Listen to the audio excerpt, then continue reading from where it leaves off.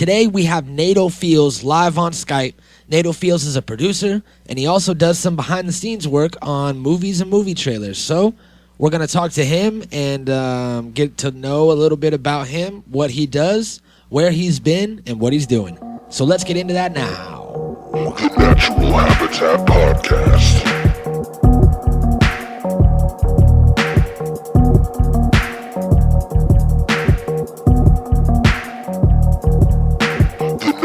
Habitat Podcast.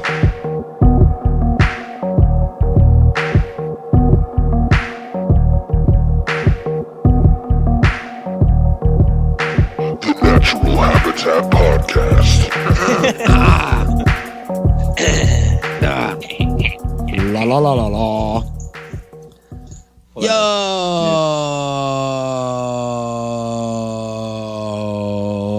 what up? Welcome to the Natural Habitat Podcast. My name is Mikey Booyah. My name is Unknown. And we are especially high today. Uber. Been smoking and smoking for the past couple hours, and I hope that you have too. What else is new, right? Right? You know, there's really not a lot else that goes on around here. We smoke. We had to take all the fire alarms, smoke detectors down. What am I looking for? Yeah, smoke detectors. Yeah. Had to take all those down and cover the remaining ones with shower caps, the ones that they screwed in, because Greg and Craig keep getting pissed. Yeah, wet towel over the detector and under the door, and we just hotbox this place and get super high. So thank you for joining us today. We have live via Skype. Nato Feelz is with us, and he is a hip-hop producer and also slash bass producer slash dubstep slash trap step. Mm-hmm. Yep. You know, he does it all. Plus he does movie scores and sound effects and stuff now, and he's been blowing up and doing a lot of work. So what happened was I went ahead and I picked up my phone. I went beep beep beep beep beep beep beep, and then I said, "Yo, Nato, what up?" And he was like, "Who is this?" And I said, "My name's Mikey Booyah." And he was like, "I don't know who you are." And I was all, "Well, my friend Joey, he's done some work with you in the past, and we'd love to get you on the podcast, talk about your favorite type of cheese, and maybe just bullshit for a while." And at first he was very skeptical. He thought I was a telemarketer or some sort of spammer. I told him I didn't. Televangelist. I told him I didn't need any like debit card information, but he started rattling off numbers, so I wrote that down. Social security number. Yeah, and eventually I convinced him to do this Skype call with us and talk about how he got into music and how he got to where he is now. So that's dope. Thanks to Joey here. This guy came on board, and we have all these connections now, and he knows these people. So I'm just, I started harassing people that I call them and I message them every day, and I go, "Hey, I'm what are friends for? I'm a friend of a friend. Let's make this happen." And finally, shit's about to get real, son. Finally, someone said, "Yeah." Yeah. Well, I think it doesn't have nothing to do with me. Specifically, you know what I mean? It's the fact that we have a good chemistry going with what we're doing, and I think it's showing results. People are really feeling what the show, and other acquaintances that we have through whatever endeavors, perhaps music or whatever it is. It just they just come along naturally. You know what I mean? Like, yeah, we got a couple songs with Nate, but I don't feel like that's like the only reason, you know what I mean? I feel like Nate is just an interesting person, and whether or not I had songs with him, we probably eventually would have found him because he's in the genres, you know what I mean? Like, he's out there, he's putting out quality content, and you know what I mean? He's just he's a dope person to have an interview with. And we're getting to the point with the show to where we're almost at 100 episodes, and we're getting more known. We're out there in the marijuana community and the comedy community and the hip hop world as this voice, this booming voice on the podcast. And we're getting phone calls and emails all day from celebrities, David Arquette, John Goodman, Michelle Obama. They all want to get in here, and we told them all that they're going to have to wait their turn because we got Nato Feelz today. or they're gonna have to go on Mark Maron first. Yeah, go on Mark Maron and spill your guts there, and then come here and we'll ask you the meaningful. We'll ask you the meaningful questions. So, like, what's your favorite kind of weed? And yeah, pancakes or waffles. Yeah, all the good shit. Mm-hmm. That's the kind of shit that we do here, because you could get an interview with somebody. I mean, Google so and so interview and watch 5 different interviews at different places. They'll all ask the same questions. It'll all be the same bullshit. And we don't do that. We like to get the hard hitting questions that people are afraid to ask. Yeah, we'll ask about rape. We're not afraid of rape. I mean, I'm personally afraid of getting raped, but I'm not afraid to bring it up. I'm glad we went to rape 5 minutes into the show. I hate it when I do that. All right, let's. I love how conveniently LSD always pops up too. Yeah, it's. I mean, feel free. Yeah, LSD. We definitely don't hate on it. I am a regular user of whatever LSD I can get my hands on. Mostly mushrooms, I guess. Not so much LSD, but I think that people would benefit from doing some sort of psychoactive drug if your mind and your body can handle it. You should if you're in a strong frame of mind. Yeah, you should do your research and look at what you're getting into, talk to some people who have done it, and then definitely listen to one of our episodes while you're tripping, or at least like 6 of them. Oh man, that'd be so horrible. It'd be scary. No, it'd be awesome. We'll take them on a magical journey. We'll play some crazy music. We'll play a bunch of crazy clips. You could fucking go through a bad trip on a scary movie episode. Yeah, and then play a game and guess that theme song on the next one. Yeah, and then you could go back into the 80s TV land and hear your favorite TV show songs, or go to you could go back and hear an Nickelodeon episode World about your favorite toys. Yeah, or you could listen to an episode of William Waffles and myself on mushrooms as well, and we could all be on mushrooms together, so you're not alone. Super mushy. Yeah, we got a lot of different content for everybody. So I say that we get into an early smoke sesh, that you and me get high, and we get into this interview, because I'm sure I'm just assuming that Nato smokes weed because he lives in Oregon where it's legal, but I don't really want to break up the interview with a smoke sesh. You know what I mean?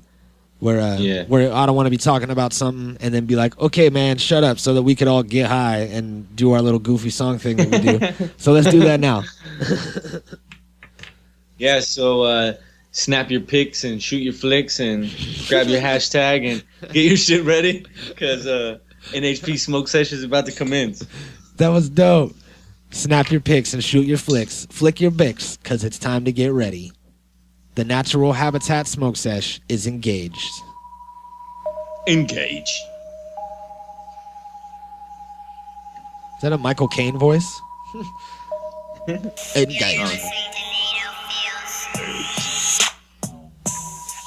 Snake slipping, sliding through the grass. With your jealous ass, trying to slither past. Plotting on a way to take something you don't have.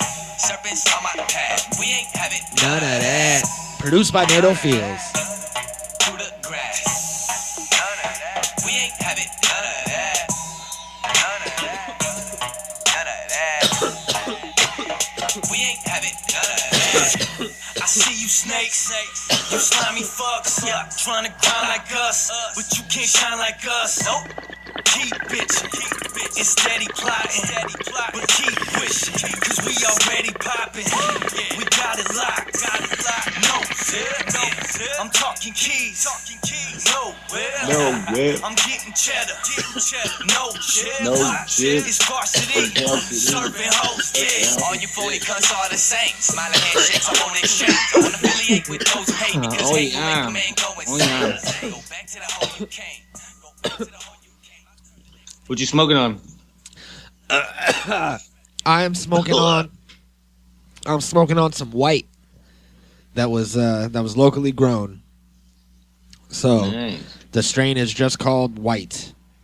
Smoking on that white. Smoking on that white. Taylor Swift. Got the yowda. There it is. Smoking on that white, bitch. Smoking on that white. Smoking on that. Oh. Yep, I got some white. Still smoking this. You got that Platinum zombie? OG. No. Nah, the Platinum OG dab. This one I'm still smoking on. See, It's good shit too. I really like it. a friend of mine that will stay unnamed has just harvested his plants and has towers and towers of drying racks and all different Nice. types of strains, and they smell so good, so nice. And there's this Skywalker that I got.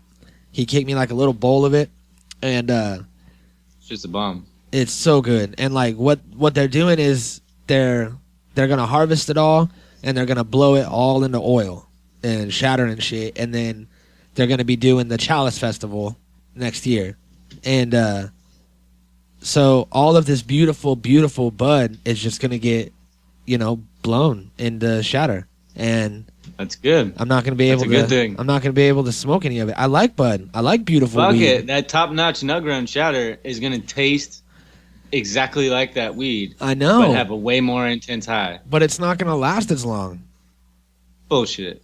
Bullshit. It's not the same. It's like I love taking dabs, and I love being super high off of dabs and shit, but I love the act of actually burning weed. I love the taste of it. I love breaking it Oh up. yeah, me too. I love all that. You know? I love edibles too because of the taste of the weed. That's the reason why I like edibles. Yep, and it Not sucks. really so much as a body thing. And it sucks because we've been dry with the drought, and we've been waiting for harvest season to come. So all the weed's been like real shitty lately, and all stringy and nasty and dry. And now harvest is finally here, and he's not going to sell me any of this weed. So if you're listening out there, hook it up. I got money. You know what else is finally here? What's that? This interview with Nate. So let's get to it. Damn, it is. All right, well, here he is. We're going to engage the Skype call and get him on right now.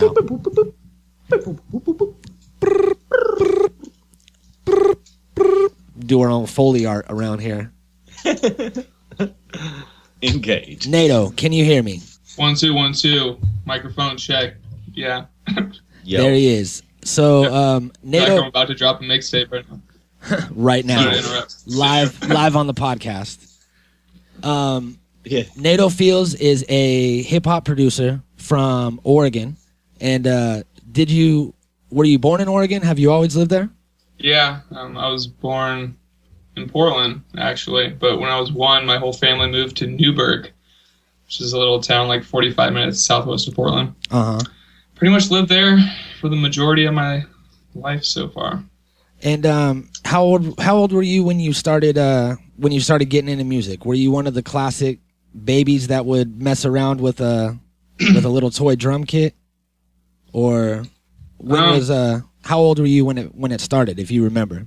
Yeah, I don't know if I was that cool doing it as a baby, but definitely been into music pretty much forever. And then when I was 13, that's when I started playing guitar. Nice. And then kind of went up the time frame. I mean, I started skateboarding when I was like 7, and kind of through that got into a lot of punk and stuff. Uh-huh. And then once I got into guitar, punk just wasn't really cutting it. Then 3-chord progressions weren't quite doing it for me, and it kind of, my interest even went up in time from like the Beatles to Led Zeppelin. I was in a huge Led Zeppelin time. I was in like a cover band. Nice. Sort of. An unofficial Led Zeppelin cover band. What was the name? We didn't even have a name. It was Nice. really just me and my friend. Zed Stuart. Leplin. It was so unofficial. There was no name. Yeah. A lot happened when I was 13. Started playing guitar. Damn. Started smoking weed. So me and my friend Stuart would just hang out and play the same Led Zeppelin live video. I believe it's How the West Was Won. Yeah. But we never even knew that because it never had a title on it. It was just like a desert. Yeah. Right. So we never even knew what it was called, and we just hang out and smoke weed, and he'd play bass, I play guitar, and then eventually we found a drummer and another guitar player, and then I got kind of evolved a little bit, like step by step, and as my interests evolved, so did my distortion on my guitar. So Uh-huh. pretty Right. soon we're all hanging out jamming Led Zeppelin, and I'm stepping up the distortion, playing Master of Puppets, and everybody's like, whoa, this is a little too much for Metallica right now. And then I just got way into Metallica, and then, it kind of got more and more towards the present, because, Metallica's always going to be doing their thing, but, it's not new this time, so it kind of got heavier and heavier as far as metal goes. And then was in a couple metal bands. And then I don't know where I'm going with this. Yeah, I think that this diversity of all this different music that you played and were into, and it kind of seems like you went through these different phases.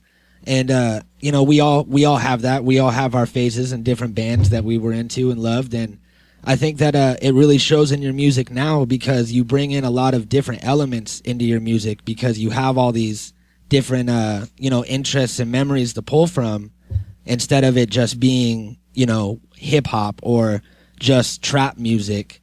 You're a lot of the stuff that I've heard from you, it's really diverse from the last song that I heard from you.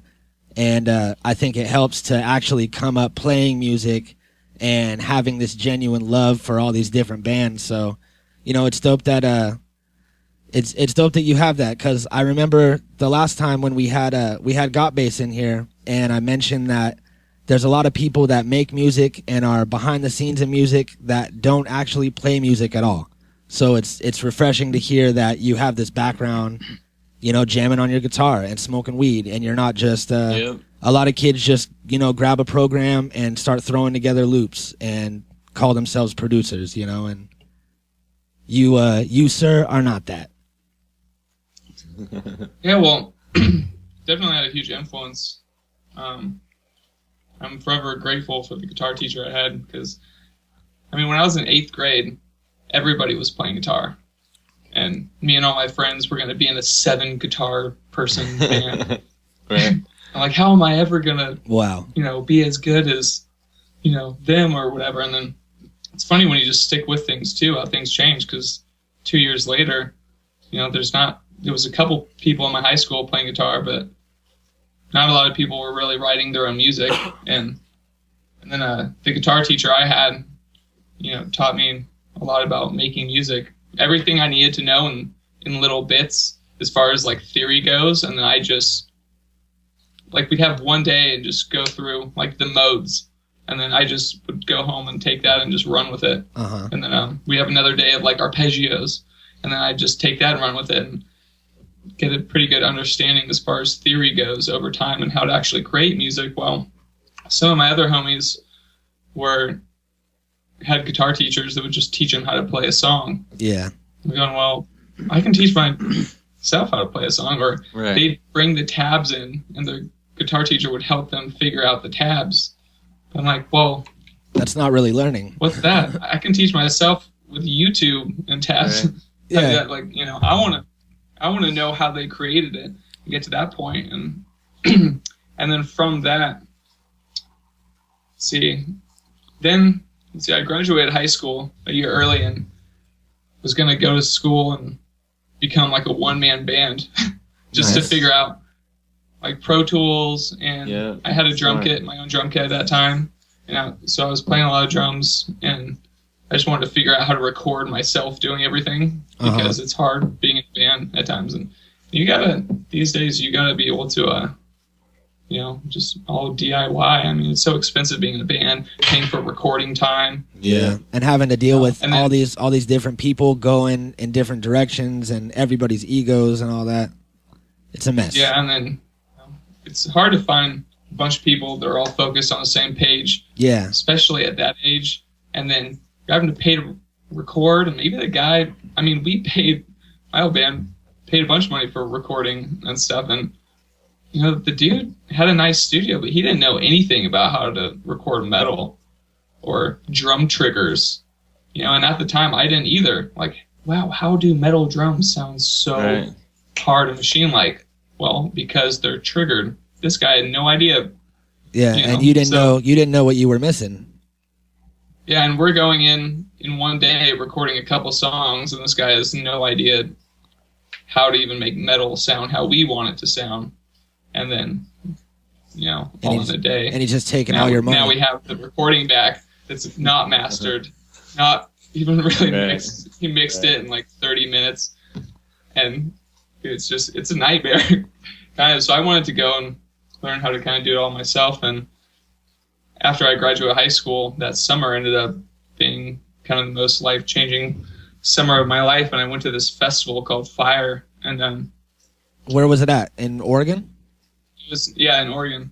And that was the night that with a little inspiration from some psychedelia pretty much changed my life in a pretty profound way. That'll flip some switches.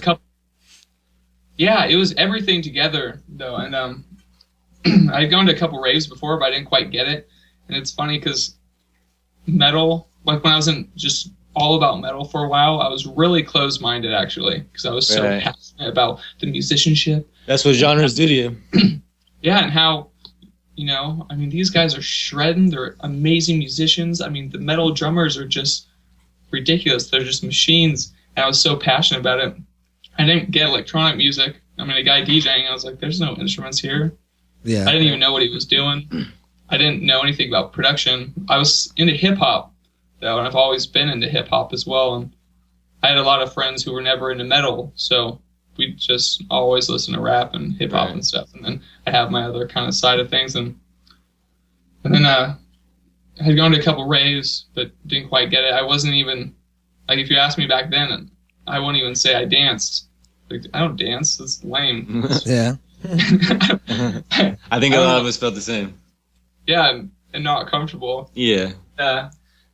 It's crazy that you had such a drive at that young of an age too. You know what I'm saying? Like for you to learn, like, and want to learn like all the elements to it instead of just like the basics is hard for a kid. Not all kids are programmed for that kind of thing. You know what I mean? Like myself, back in high school and like middle school and stuff, I had no attention span, dude. I couldn't pay attention to shit. I couldn't get good grades. You know what I'm saying? Like I didn't have enough like drive in me to care about learning anything like that at that young of an age. Like, and I wish I would have, because I would have been a lot farther than I am now. You know, I'm still held back by a lot of things. Like not being an engineer myself makes it hard for me. I have to depend on others to do everything. You know what I mean? Like I have to depend on somebody to record me and mix it and master it and everything. Like all I can do is just be a writer and a rapper, you know? So it's like I'm still hindered by some of these things, opposed to somebody like you who actually like took the time and all the steps and everything and like learned the whole process from everything from like the instruments and all the way all up through the programs and everything, you know what I mean? So it's like you have like the knowledge and that's really necessary to do everything that you're doing. Yeah, it's a lot of work and it pays off. I just didn't have as much, or I didn't have the resources to record or whatever, without paying thousands of dollars. So the interest just started going that way. Right. And, So what happened at this festival? So at this festival, go there, set up camp, whatever, and then cruise around the stages, and I'm not quite getting it. I knew this is going to be badass, but I wasn't quite getting it. The stages and the music, I wasn't quite vibing it. I mean, go to one stage and just yeah. And it's not quite cracking yet either. And I'm like, all right, I didn't get it. And I didn't get electronic music. Yeah, when you go in as an outsider and you're not into it, you have this this outlook on it that is kind of skewed. I found that out. I had that outlook myself up until about a year ago. Mm-hmm. And also, I just wasn't vibing with the music too. So I didn't get electronic music at the time. And then we're cruising around to some other stages, and this is cool. Still not totally getting it. But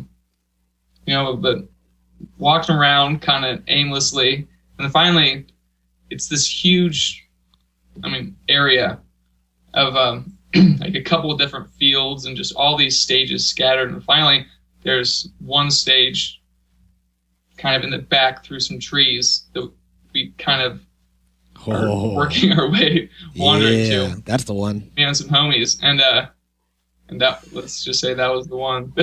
So we roll up, and it's a pretty crazy story now, looking back at just how things change in life, because we roll up, and this guy Noah D is playing, and he's an awesome producer, and I didn't know it was Noah D at the time. It was just him playing some dubstep track before I even knew it was dubstep, with a guy rapping on it who I now know was Armani Rain.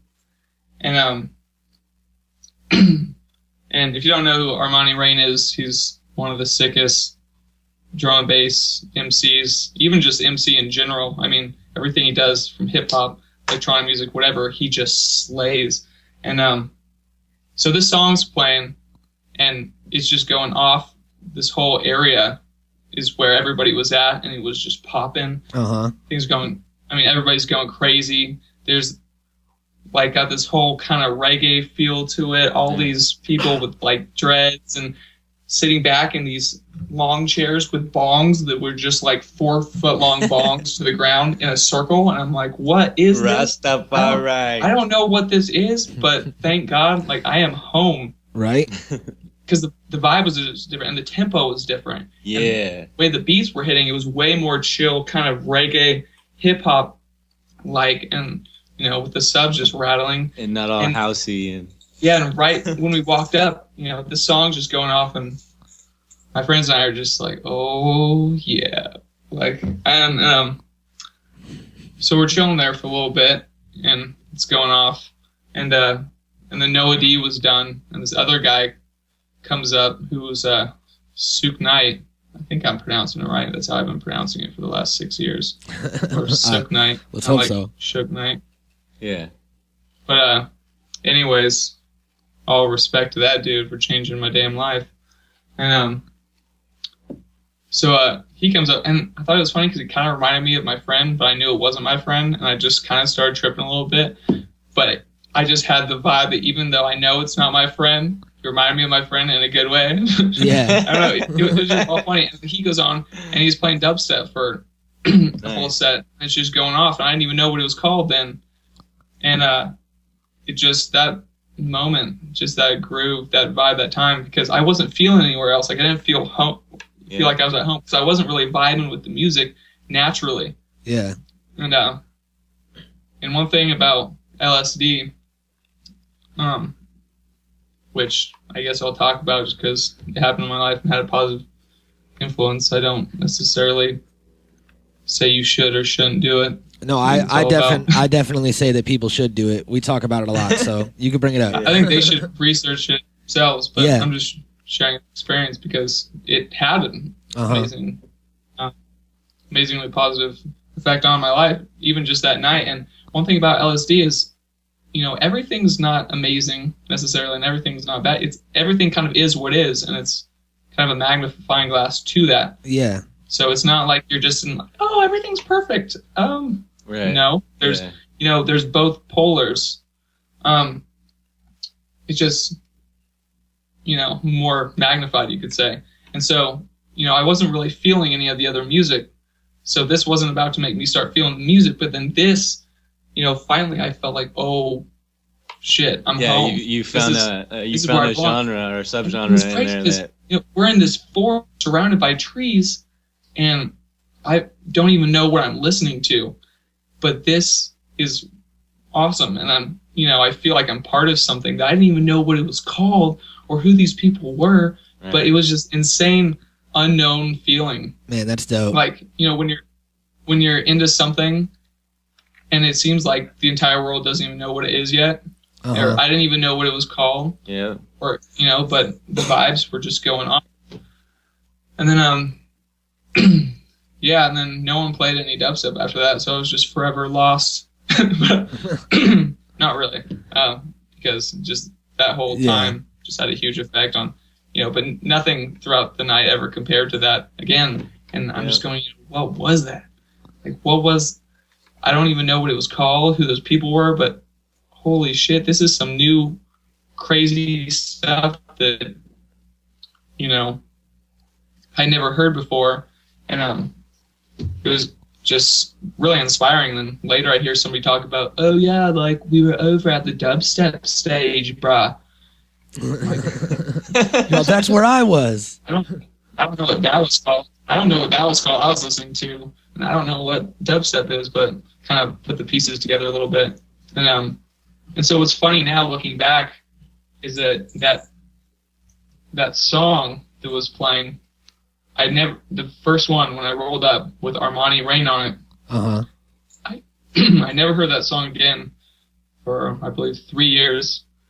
I'm working on a song with Armani Rain, and I'm going through his SoundCloud, just listening to his older stuff while I was at one of my old jobs, just listening to music all day, going through all his tracks on SoundCloud to hear what other songs he's done.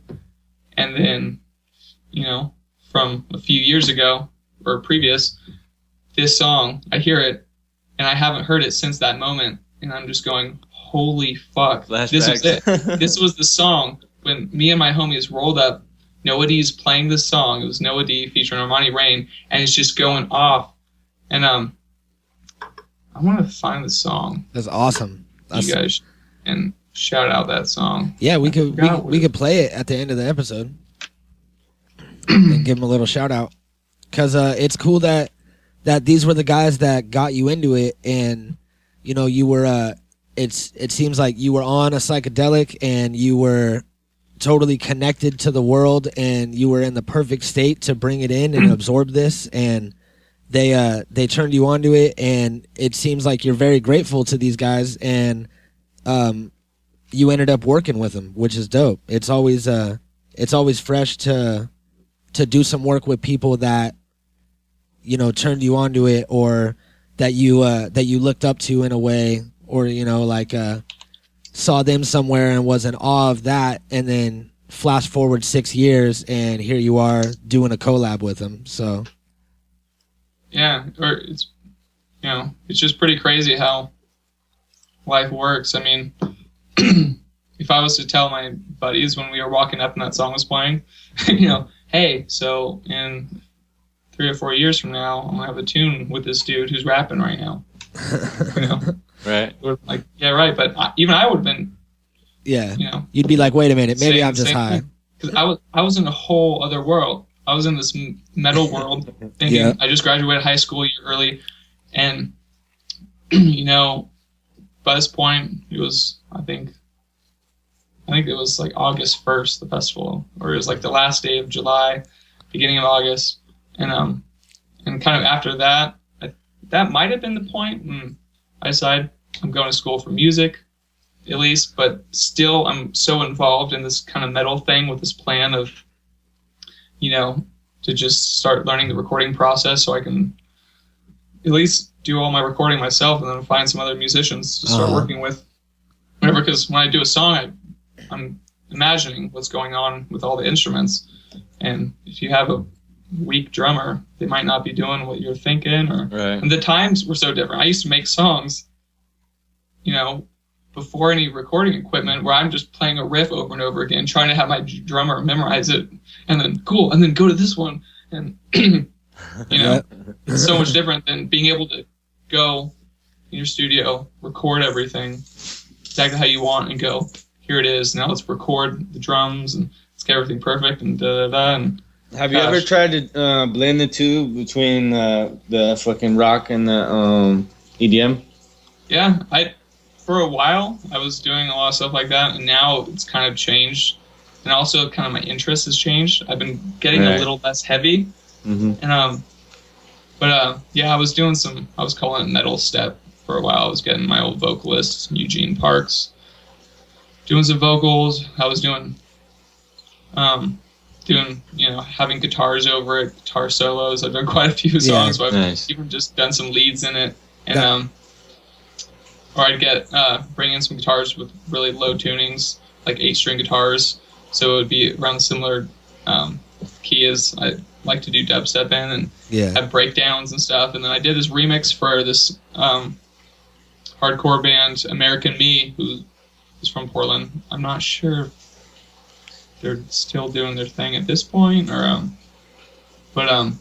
so I cranked out a remix for him. I've been kind of softening up the tone these days, though. But I guess to finish up what I was saying, though, it's just funny how that night really had a huge influence and changed everything. And then, years later, what has seemed completely unbelievable at the time, now you're doing songs with that guy, or whatever. And it's just crazy what can happen in life. And so now, the older I get, the more of an impact that night had, because if I never heard dubstep that night, I didn't even know what it was called really. And then I'd go home and I didn't know what artists' names were. So I would just type in dubstep on YouTube and crazy dubstep and gangster dubstep and I don't know. And, and not even know what to find yet. And no one in my town knew what it was. So I told a few friends, and like the friends who I was there with, we told a few people, and pretty soon it's kind of coming up, and that was in 2009. And so it was this whole unknown thing. That's what intrigued me to it too. And then I started going to some raves just because I knew that at 3 a.m, this one dude was going to be playing dubstep. And that's the only place I knew where to hear it. And my mind would just be blown in new sounds and just so inspiring. And, I thank the universe for the time. I mean, if I never heard it in that environment, I maybe never even would have been open to it. It's a trip is like, you're not the only one who has that experience too. I've heard from so many people about like how they've gone to some type of big rave or something, and either from the Molly or like LSD, like you said, and just hearing the right subgenre at the right time, and it just hits you and puts you in another place, and you like really feel the music for the first time. You know what I mean? And it's like, and this crazy backstory happens. Yep. It's a powerful genre, man, that I'm learning more and more about it every day. So I was gonna ask if you went home from the festival and immediately started getting into dubstep, but it sounds like you did. You were looking it up all the time and stuff. Did you end up going to school? I did. I went to Clackamas Community College for a year and pretty much just took all music classes. And and recording classes and production classes. They were all pretty basic though. And I took some other kind of random music ones and writing 121. But then after that year, I was just so focused that I was going to get a certificate for music technology, but really going back and doing another even just term of classes, which weren't going to be really relevant to my music endeavors, it kind of wasn't worth putting the money in that time. That's just time away from, focus myself. So pretty much since then, it's just been a nonstop grinding. Well, we got a little bit about your background, what got you into the music, your learning process, everything. I want to hear like some of your accolades. Like, what are your biggest accomplishments? What are the things you're most proud of so far as an artist, and where do you think you're going after that? Yeah, well, I mean, there's been different ones over time. Things I'm most proud of so far have kind of been happening in the last year, but there were some things along the way, just little kind of landmarks. I mean, once I really got into dubstep, which got me into production, and kind of steered me from metal to the production world, I guess. And I was just really getting into dubstep, and when I heard Datsik and Excision in, I think it was New Year's, like the, last night of 2009, the first AM of 2010, I remember that night hearing so much new music at this house party and hearing Datsik and Excision the first time, and all these other artists, and finding out that they're all doing stuff on Rotten recordings. And and then so there was a time where I'm in my car bumping tunes with my buddy, just going, seeing the R like logo on my iPod and going, dude, one day I want to have a track. He's like, yeah, don't we all? But then and eventually it happened. So that was cool. Just kind of a self-accomplishment. Once again, I had a goal at one point. This seemed ridiculous because I wasn't even producing yet. It actually took, while I was going to school, I was just kind of I got Pro Tools because that's what they were working with there, and I was DJing a bit, house parties. Me and my buddy would just pack up all our stuff. We had speakers and turntables in my laptop, and we just mob around and just crash house parties. And that's how we started to build a little crew of just the house party crew, and then eventually started, getting booked to open up some gigs, and it kind of all went from there. But so that year I was going to school, I wasn't really producing yet, and I didn't have all the softwares and stuff and programs I needed.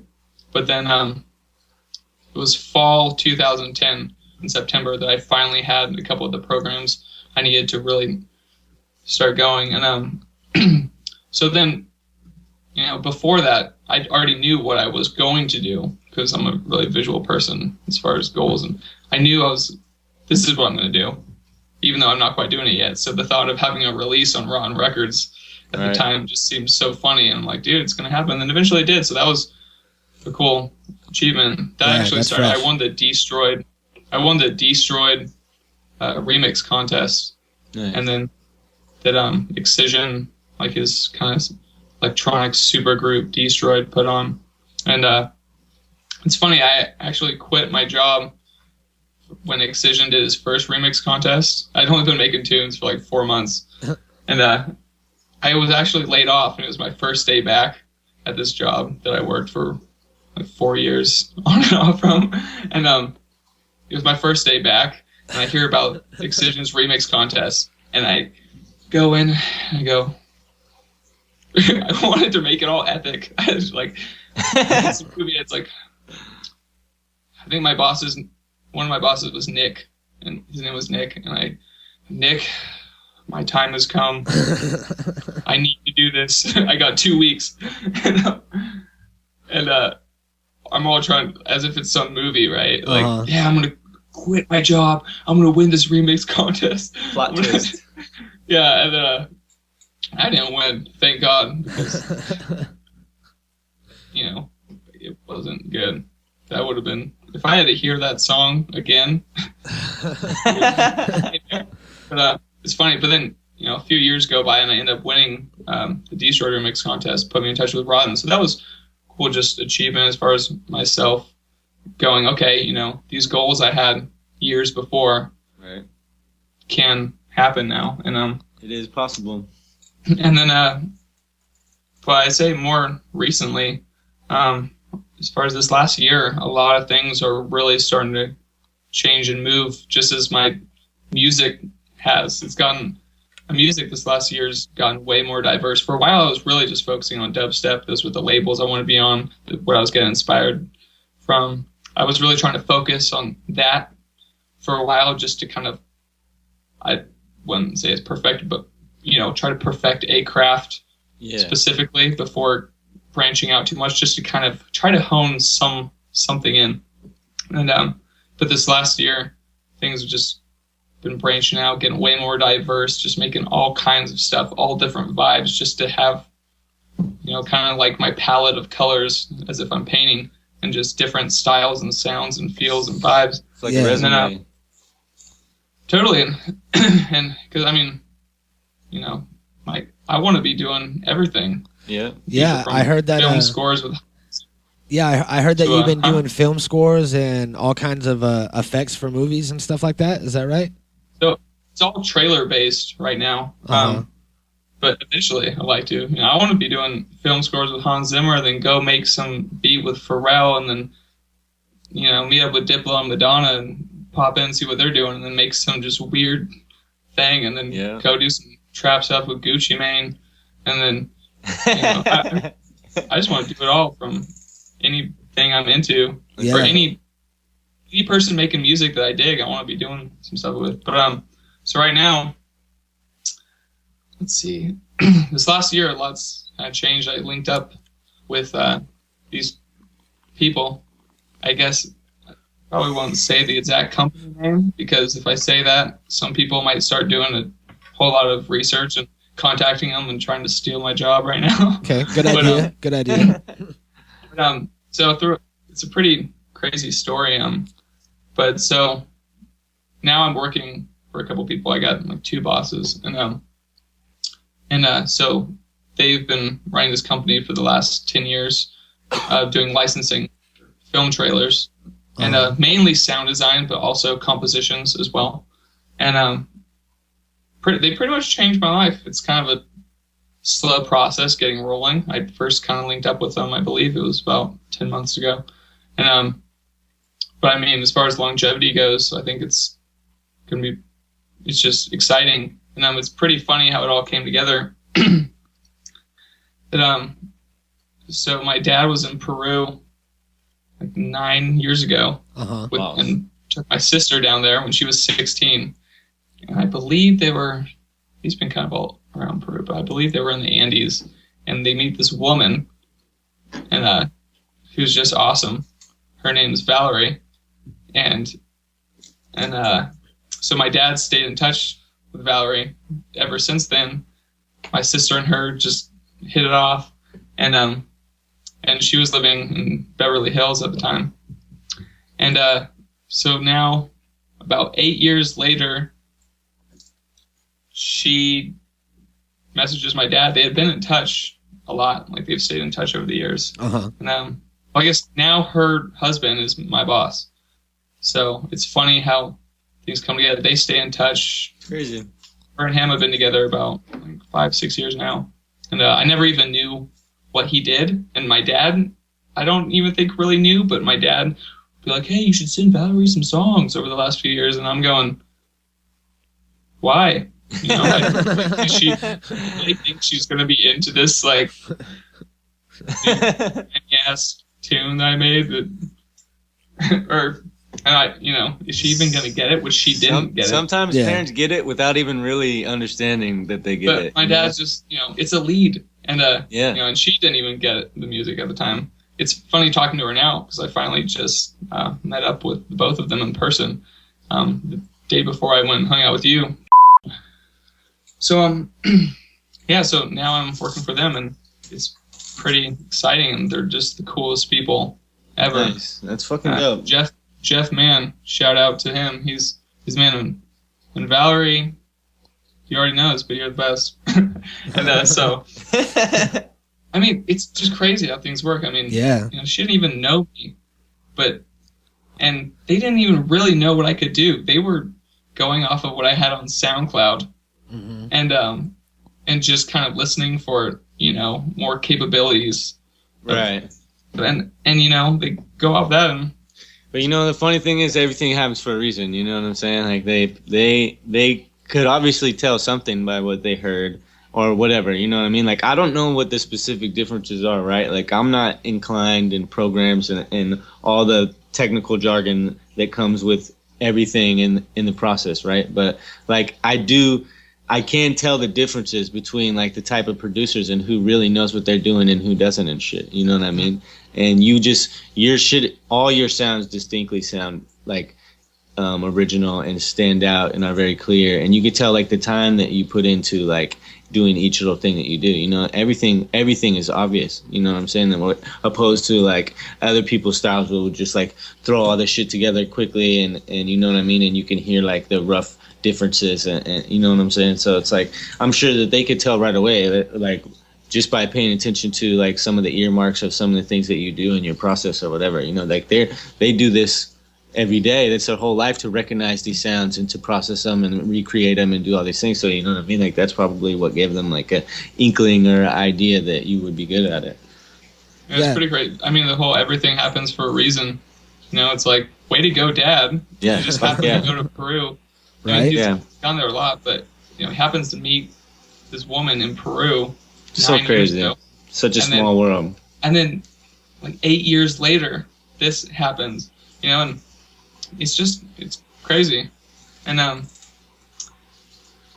so let's see. They contacted me, and I just kind of said, pretty much, it's time. Like they want to talk, and I think also, nice. See if I can do what they want, because they're really sound design based. for all those epic sound effects you hear in movie trailers. And so then they contact me, and I said, I can do everything you want me to do and more. And so since then, I'm now finally getting some stuff used. It's kind of a long process in that field, but I created my first library of sound design elements, and of really just good, solid, foundational stuff that can just get used a lot and get in editors, So where can we all find your stuff that we want to go look up? Like, where can we see, like, what's you got some trailers out that's got sound? Yeah, or like, can you, probably won't be able to hear the sound necessarily. It's pretty funny, actually, because so far it's finally just getting rolling. And so there's some trailers with my sounds in them, but a lot of them, it might even just be one sound. And some trailers, there could be hundreds of sounds. Yeah. So it's pretty funny. I get the news from my boss, like, cool, we got this sound confirmed in this trailer. And then there's just a million sounds.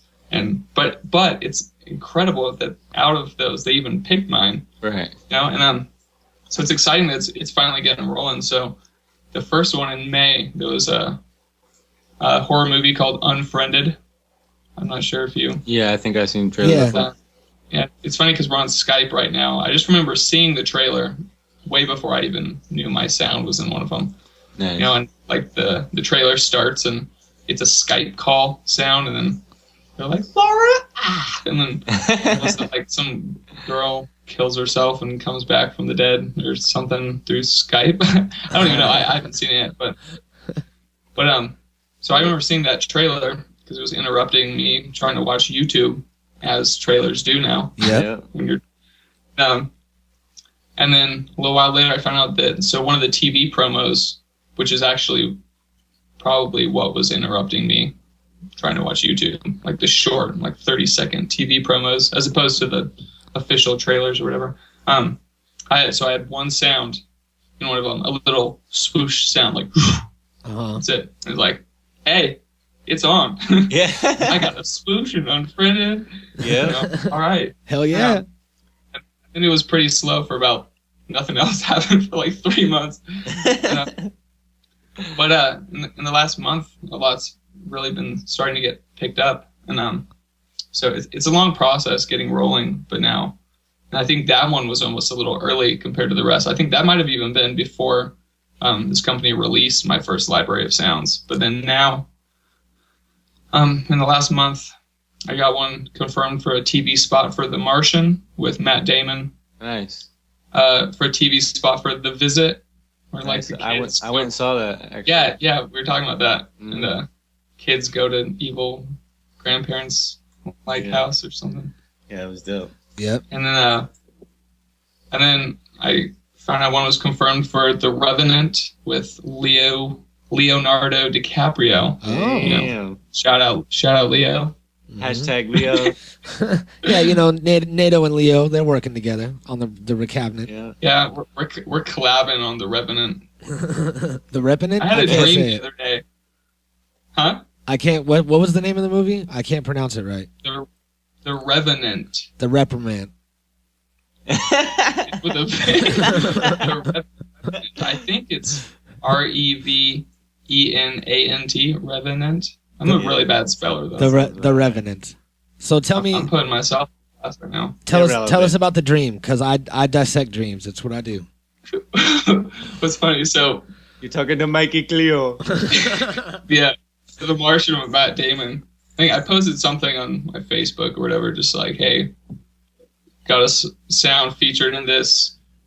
Does that mean me and Matt Damon are like homies now or what? And then, yep. But then I had a dream where I'm chilling with Matt Damon and I'm trying to explain to him everything I'm doing right now. Like, yeah, dude, I'm doing sound design. I had an intro. I had a sound in your trailer for The Martian. And for some reason, I was really hyped because I probably, I don't know. Pop some Molly. And he's like, cool, kid. That's cool. Like, yeah, like, yeah, we're pretty much like, we're in the same industry, man. Like, we should be homies or something like that. And he's just like, cool, kid. Cool. And then he just walked away. And I'm just like, man, but I had that one sound. But I made the that one sound TV in the TV promo. that I went back to listen to because I knew what sound it was. Uh-huh. But I also don't get told which TV promo, turns out, which I never knew before, but now that I'm kind of in this industry now, a lot of times there'll be like 6 different TV promos, Yeah. TV spots. Yeah. So I'm going through all 6 trying to hear this one rise sound, and I finally hear it for a second and a half layered over a whole bunch of other sounds. There's a tiny little bit, I hear, and I'm like, whoa! That's right. It's real. Hell And yeah. that turns out in my dream, Matt Damon didn't really care at all. But also, I mean, I'm sure. why would he? So, I'm sure in real life, So many- he would react exactly the same. Yeah. who knows? That's all But, it was. You're gonna meet Matt Damon, but, and you're gonna say that, and he's gonna do that thing. That's how I dissect that dream. Mikey Cleo, you owe me I $25. need to meet him now. That'd be so funny. Just- I wouldn't be as crazy about it. I'd be like, hey, you know what's funny? I had a sound in your TV promo. That's how I would. Now Yeah. it's out there in the universe. So when you put things out into the universe, they usually come at you in some form. Yeah, man. So- Hey, just like that, the rotten recordings thing. Who knows? Yeah. In 5 years, I might be chilling with Matt Damon, smoking a cigar, going, some funny shit, dude. I had this dream. He's like, man, He's I was a like, dick in your dream. I'm sorry, dude. yeah. He's like, yeah, right. And you're like, dude, check out this podcast. It's I got the Okay. evidence. But it's kind of funny of me in my dream thinking or getting so hyped on it, like I'm so important or something. Because I mean, how many people are involved in a movie, man? Right? It's So cool. many people. How many people are then involved in the trailer? So many people. Yeah, but how many people are not too? A lot more. True, but just because one of my sound effects was used in the trailer, Hey, it's, Yeah. you got to start somewhere, and it goes into the annals and the history books. You know what I'm saying? Like you're adding to something. You're gonna get credit for it, and that's all that matters. Yeah, I think it's Definitely dope. awesome. I'd be geeked. and, Super it's geeks. just funny in my dream thinking that we're pretty much like we got a lot in common, man. We're Yeah. pretty much like the same dude. Yeah. God damn it. You're just an A-list actor. I'm just a A-list sound engineer. Yep. So I won't go that far. That's hyping me up a little bit. so as far as music wise, where can people find your stuff, and do you have anything that's that you're working on? Any upcoming projects? Oh, always. Let's see. Well, one new thing, real quick. There was one other trailer I just got confirmed Oh, that The Last Witch Hunter Oh, used nice. 4 of my sounds, which Oh. just doubled the amount of sounds I've ever even had to use in trailers because it was always one at a time. uh-huh. And so now, The Revenant was the official trailer, which that was new because it was always TV spots before. And now for all media for The Last Witch Hunter, had 4 sounds used. So Oh. TV promos and theatrical trailer. And real quick, before we go on to the next thing, it was funny because I hadn't looked into it yet because I was out and about and for a couple weeks, played a couple shows and was down in Cali and hung out with here. And so I didn't check out the trailer or what it was about. And then I get back to my brother's in Portland and we're watching TV and there's some new movie with Vin Diesel just being like a beast and he whips out the samurai sword that's flaming. And I'm like, oh, shoot. He's doing something different from the Fast and the Furious, that's for sure. And then it's like, dude, The Last Witch Hunter. And I'm like, oh, what? That's my shit right there. So it was a funny moment because I was thinking, oh, what's Vin Diesel doing with the samurai sword right now? And then turns out that's The Last Witch Hunter with my sounds. And so it was pretty funny, just the moment. So anyways, moving on. You can find my music on SoundCloud. It's probably the best place. All right. Because I have a lot on SoundCloud that are not on iTunes and Spotify and Beatport and stuff yet. Soon I'm actually going to be distributing a lot of the stuff I've uploaded for free onto all those platforms as well. Uh-huh.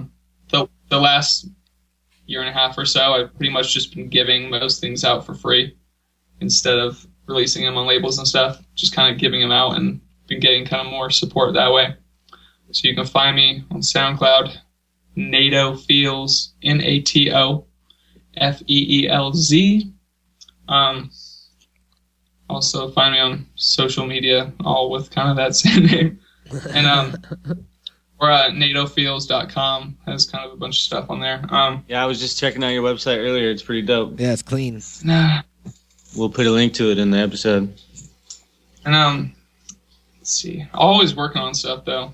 So there's always a lot going on. I mean, tons of unreleased stuff that I've just been stacking up forever. I mean, I got stuff from a couple years ago that's still not out. That might at this point never come out. Who knows? But ton of unreleased stuff. Right now, I'm kind of just waiting because pretty soon I'm gonna have a lot more avenues for opportunities from working even with this company as far as licensing goes. So I'm sort of chilling as far as and not worrying about releases as much. Yeah. And just staying busy, cranking out tunes. Now got some other projects I'm working on, so I'm not really worrying about the release part. So, because putting stuff out and maybe not getting that much hype, and then pretty soon the next day it's forgotten, is kind of gets old sometimes with current situation of things. And unless you have like a good outlet, really you just, I think most music people, they just want to get heard, and sometimes you upload a song and then gets some hits and then it's just kind of done. Yeah. And so I'd almost rather wait until I have kind of some good avenues. But today, actually, I believe right now or recently, it just in the last hour, I think, came out. Got this tune that we made a year ago, me and 5 other people. And it's just a grimy dubstep tune. Nice. I haven't been making as much heavy stuff this last year, but it was me and 5 other guys down in Korn's studio in Bakersfield. Dope. And they had all us come down. Jonathan Davis from Korn and this producer Sluggo together were, I don't know kind of the situation on it now, but they were going by Killbot and kind of this new project. And I sent them parts for a couple tunes. We have 2 tunes, I believe, that are done. Like mine and Sluggo's beat making, elements, and then Jonathan Davis doing vocals over them. And they sounded sick in the studio, and I don't even know if they're ever going to come out or what, because of I don't know if the project just isn't coming together or the label issue, or I don't quite know what's going on, but they flew me and 5 other people down there a year ago, and we were just in Korn's studio. That's fucking just dope. Grinding for a weekend. It was my homie Infinite from Canada, Robbie, he's the man. They're all awesome. It's funny, it was almost like a reality show for 2 days. Right. Real world, like the producer world, where we're all just flown out. Everybody just in the studio, sweaty, just putting together. 6 producers, 1 studio. Can they make a hit? I don't know. 1 weekend. Yeah. And so it was Infinite, 1UP, Logan, Jet Fida from way up north in Canada. Cool dude. And Sluggo. Yeah. Hell yeah, shout out to those guys. So that track's out, yeah, you say? Sick. Yeah, as of today, actually. As of right now, I believe I just got a message from him saying it's up. It's called Head Trip. And it's some grimy stuff with all 6 of us on it. Would have been awesome if we could have got Jonathan Davis on it too, but that didn't end up happening. But it was pretty fun. And finally, after a year, it's finally up.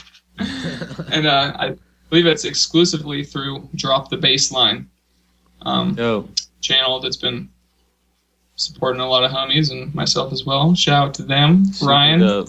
At DTB, you the man. And so it's exclusively through them. That's some on the grimy, heavy tip, because we've all kind of been big dubstep heads, or at least kind of our roots, our production roots lean that way. So we just went all out, like made a bunch of different things, and then I think the second day we just decided to do just one fat collab and just kind of get everybody on it with some sounds. And nice. So that one's out, Head Trip. And I mean, always working on music, but right now got a couple other projects that came through, which super excited about. And I'm working for, or was hired to work on this pack of presets for this production plugin called Break Tweaker by Isotope. And that just came together in the last week, pretty much. Man, that's dope. After I left your place, I went to my buddies in Silver Lake and took the train down to San Diego and just got off the train and got a message from this guy, John Lemcool, who's the man, and he's just been in the industry for a long time. He's worked for Korg since the 80s, doing a lot of their stuff. Super dope. And then so that's going to be a big pack, you know? That's going to be like a widely distributed pack, right? Yeah, it's going to be awesome. Yeah. He's done a lot of stuff for a lot of different plugins. So now Dope. he brought me on board to do a bunch of stuff for Break Tweaker. It's really, rhythm percussion based. You can only have 6 samples in there. So 6 drum samples or really whatever samples you want. And then you can just tweak the hell out of them. So it's been a lot of fun.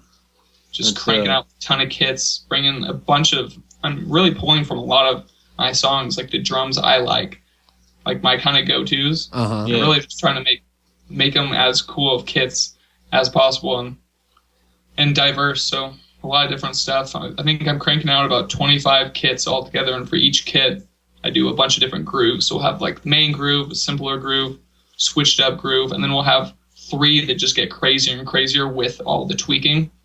So we just take that groove and then just go nuts with it. And so that'll be coming out in November.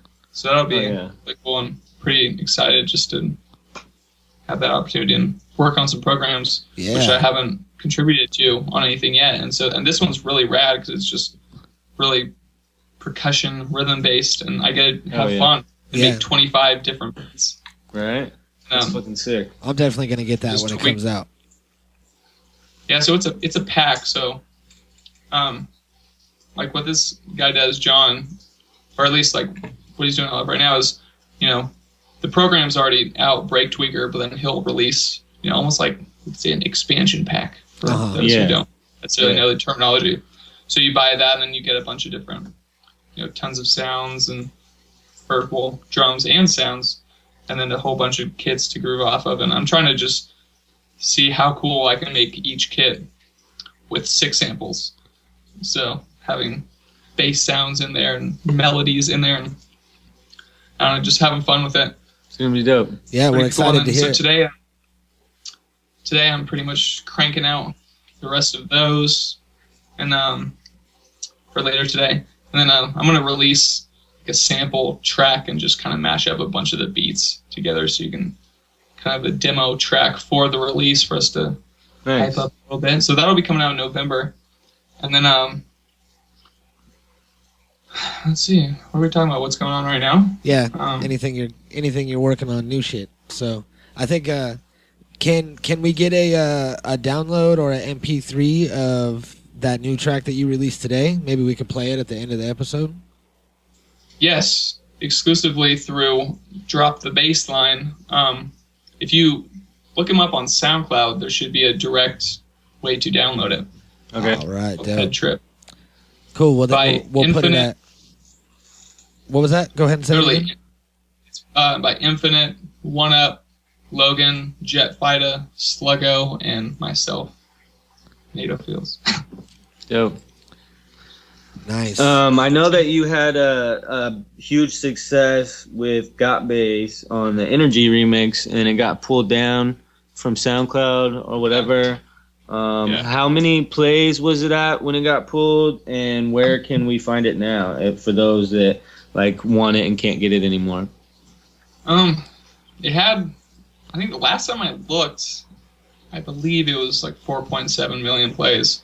Damn. Which was pretty awesome. It's pretty significant. Yeah, and then SoundCloud had to go on their spree of just ripping down things for copyright. Yeah.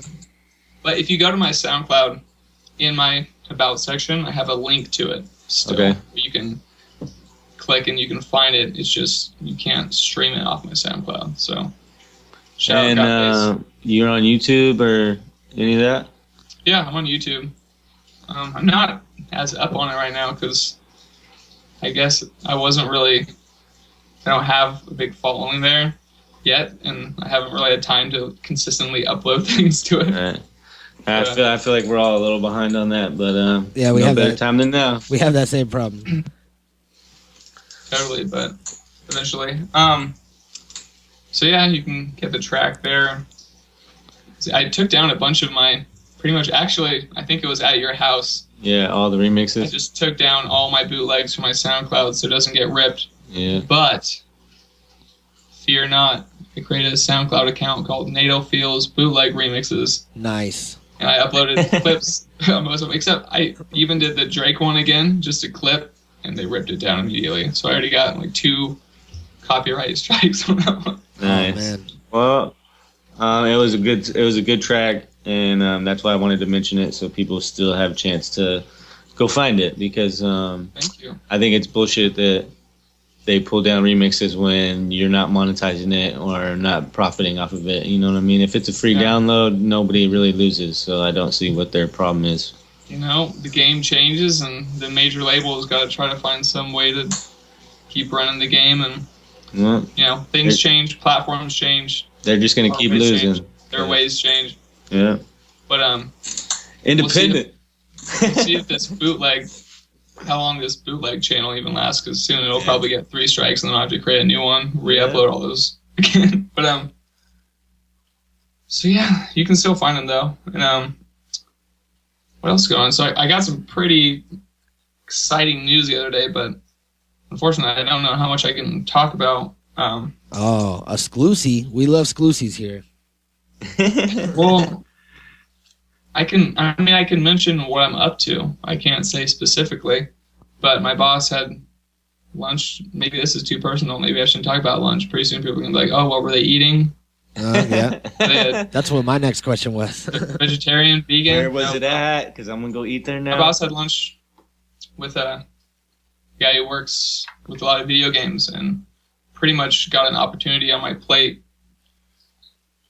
to, I don't know how much I can talk about, but to potentially make a track for a trailer for this video game, which is the sequel to the original video game. So it's something 2.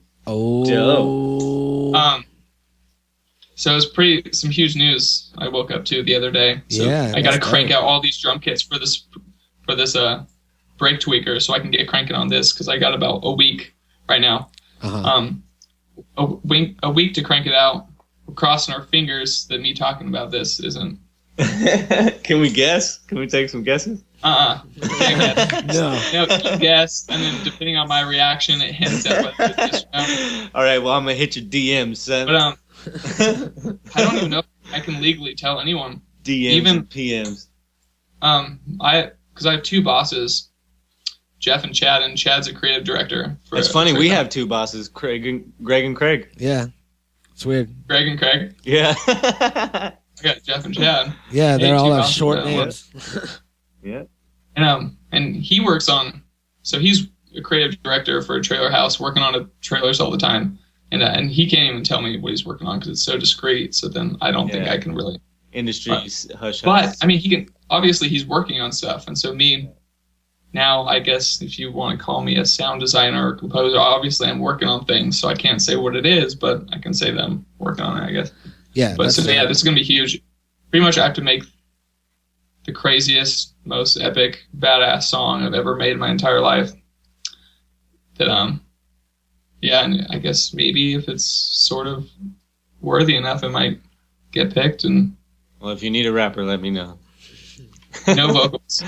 More orchestral based, but with some future elements to it as Yeah, well. That's gonna be dope. Like EDM orchestral shit. And not really EDM, just still that future element as far as, some non-humanly sounds with Okay. also Okay. some orchestral stuff in there. So You're getting too deep into it. You're starting to give it away. yeah, I might have just ruined every opportunity I just had. All right, let's get away from it. It's gonna be great. We got faith in you. You're gonna make the song epic, and then we'll look forward to Or seeing Or if it. it doesn't work out, I'm living just like I am right now. Yeah, so. and you go on to the next one. We'll Yeah, do more we'll opportunities, do a you know. NATO Feelz episode part 2 in one day. Yeah, we'll do a follow-up. Even Yeah. just like a 5-minute, so how'd it go? Yeah, whenever you can release it, just make sure that as soon as they give you permission to tell people that your first call is us, and we get you live on the air with exclusive. Yeah. So everybody can go and find Nato Feelz pretty much anywhere at any social media or music outlet. And we just want to thank you for joining us, man, and taking the time out of your day to be here with us. It was my first time meeting you. Joey and you guys have been working together for a while, and you stayed at his house and shit. But it was nice to meet you. You're a fresh dude, and I look forward to chatting again and maybe working on something someday. Hey, well, thanks for having me on. By the way, I found out in person that Joey's real name is I always thought it was Joey. So I'm hanging out with I just blew that if he's trying to keep his cover right now. You did, but I'm gonna we'll edit that out. I'm gonna beep them all out, so don't worry about it. One thing, also one cool thing that happened this year is I had a song featured in this indie film Tangerine that did well at Sundance, and yeah, we saw that really on good the website. It got really good reviews from New York Times and Rolling Stone and a bunch of different areas, and so I finally went and saw it in theaters here in Portland. It's pretty far out, and so I'd shout out that if you're into indie films. Where's the song at? The song, it's a ways in. It's pretty funny. It's my song Love, like Luv, and it's this part's just hilarious because they say fuck a million times right as it's just. I posted a little clip or took a little video and posted it on my Instagram, and it's pretty hilarious how many times they're cursing over my track. It's a pretty funny scene. Fuck yeah. But shout out Sean Baker, the writer and director, who contacted me through SoundCloud again. I mean, SoundCloud is crazy. shit. Some random things happening through SoundCloud that's kind of blows me away. So yeah, thanks, Dan. They have their shit together in a lot of ways, and then in some ways they don't. But and SoundCloud, unfortunately, all the major labels having their ties now are kind of, Well, they don't need the major labels. I'll tell you that much. They kind of killing the vibes for the Drake bootlegs. Let's put it that way. But Yep. Anyways, all right. like, well, thanks for coming, dude. It was awesome. I think people learned a lot of new shit about you, and I think that people are gonna become fans of yours, and people are really going to appreciate everything you do. Keep us posted on everything. Let us know as you know about all your new shit coming out, and we'll try to let everybody know. And just thanks again for coming. Totally. Thanks for having me. And we got to do some more music too. Yes, right sir. now, a couple projects came in so quick that I got to get cranking on. But so right now, those are things that, you got to drop everything and just focus on one thing at a time. But yeah, hey, it's never going to end. We ain't got nothing but time. I'm going to be making tunes forever, so we'll just keep doing the damn thing. So Yep. Thanks for having me. Yep. Anytime, All right. man.